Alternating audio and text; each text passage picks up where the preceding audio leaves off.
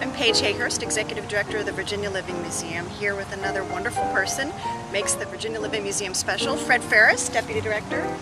Fred, we're here at the Goodson House. This is one of the newer projects that you've worked on. What gave you the idea for that?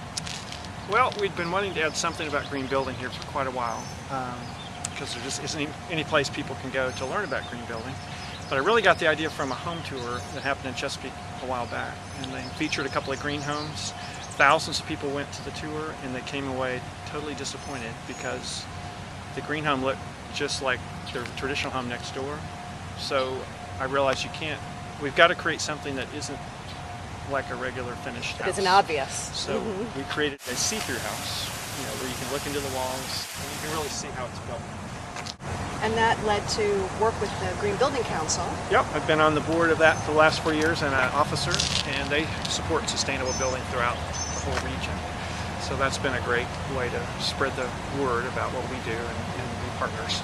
And then another new project were the solar panels, which we can also see from here. That was an amazing addition. What does that do for the museum?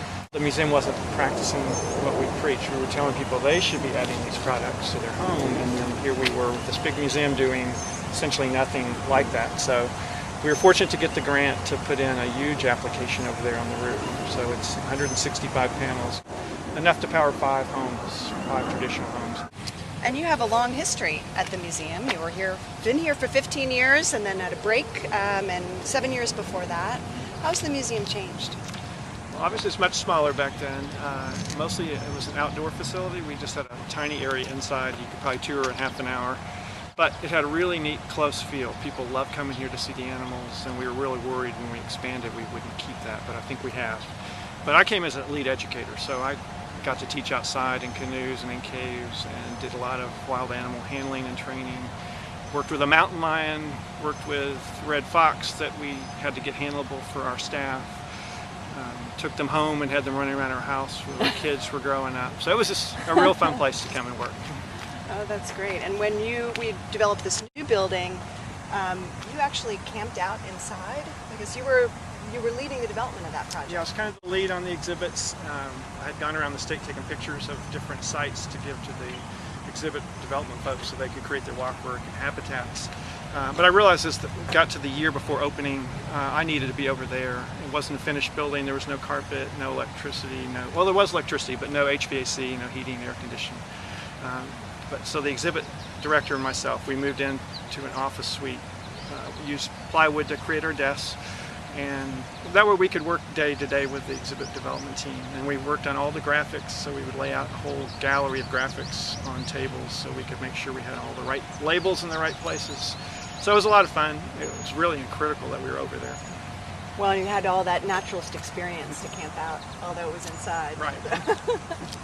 And your break, you went to Germany to teach.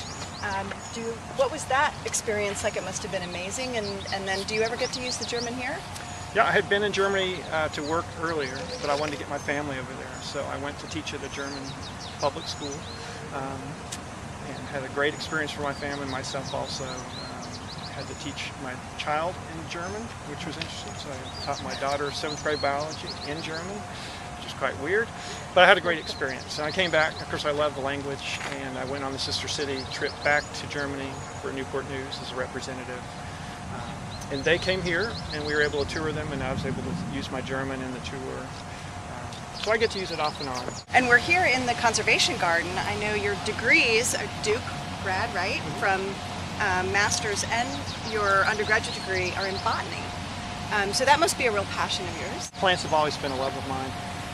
We moved here in 1980 when I got married, and we fixed up an old farmhouse in Suffolk that had no electricity, no running water, no windows. It had been a barn for 10 years. That became our home, but we immediately started working on the gardens on the grounds outside. So for 30 years we've been building those gardens out. Now there's several acres, and we have about every plant you could imagine. We grow all kinds of fruit and vegetables. We do it organically with mulch and compost and no synthetic pesticides. We just do it for exercise and enjoyment, and we have the best food in the world. So we produce about half of what our family eats over the year's time. That's amazing. And just love growing plants. And that's been great for us as we benefit when you have a little bit of extra, especially for me, for the figs. So thank you very much. And thanks for all you do for the museum. You really make this a wonderful place to be. Incredible. Love working with you.